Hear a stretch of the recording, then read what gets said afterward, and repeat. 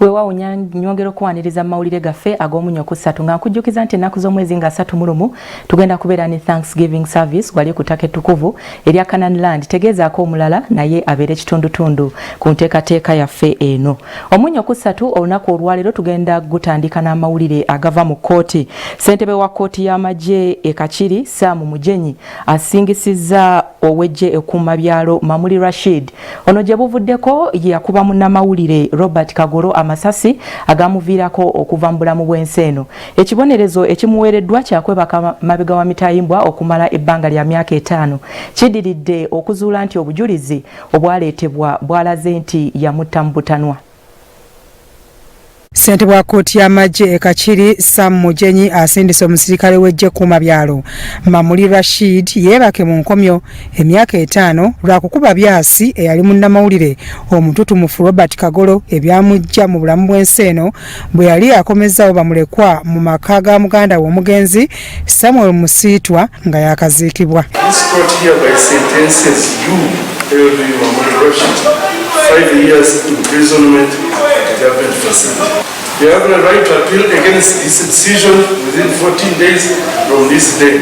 Ettemu lino lyaliwo ng'ennaku z'omwezi 29 omwezi ogwokuna omwaka guno e Kasengejje mu maka g'omugenzi Musiitwa Mamuli omu ku basirikale Kagolo be yali asabye okugakuuma nga bagenze okuziika ate bwe yamukuba amasasi nga bakomyewo. Okusinziira ku kunoonyereza, ssentebe wa kkooti Mujenyi n'omwogezi w'ekibinja ky'amagye ekisooka bagamba nti bakizudde nti Mamuli yatta Kagolo mu butali bugenderevu ekyakyusizza omusango okuva ku ttemu okudda ku kutta mu butali bugenderevu.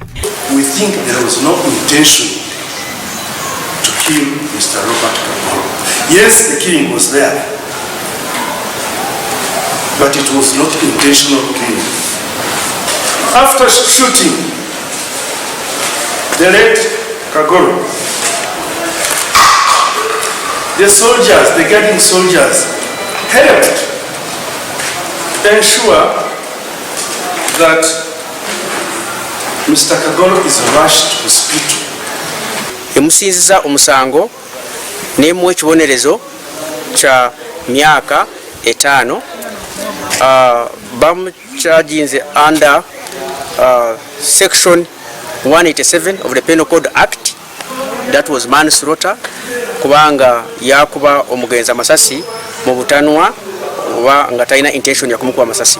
Ssentebe Mujenyi ng'agenda okuwa ensala ye mu musango guno asoose kuwuliriza musibe naye ayongedde okunnyonnyola nga bwe yakikola mu butanwa era n'asaba kkooti ekisonyiwo olw'abantu baalabirira. Kyembadde nsaba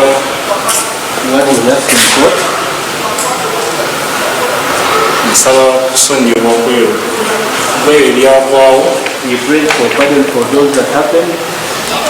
naye nga tekisangawo nti omuntu yafa tekyakolebwa tekyakolebwa kwagala kwange. Nali ku mulimu ng'omusirikale omulala lwasobola okubeera ku mulimu.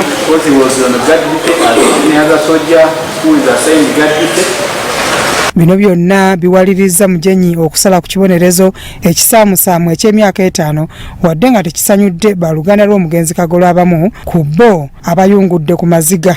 I will not tell that I'm contented, but I'll go with what the court has decided. That's what I can say. Alina omwana ow'emyaka 2 n'ow'emyezi 3. Alina abaana 2. Ne Kagolo yali alina abaana 10. Adde alina obuvunaanyizibwa bungi. Kale katusale Katonda yekka yabayimirirawo ku lwa famire ya Kagolo. Wabula kkooti esabye okukakkana era Meja Kabona ategeezezza nga bwe bagenda okutuula balabe butya bwe bayinza okuyambamu bamulekwa. Waliko procedure yituyitamu oba emitenda yituyitamu okulaba nga bafuna compensation ate tubagambye bajja kukomawo bayina ne fomu za kujjuza kati ffe ng'amagye tulabe tuyinza kubayamba tutya mu kulabirira famire z'omugenzi waffe. Byakayanja Amon, Kurasawo TV, Omunyo.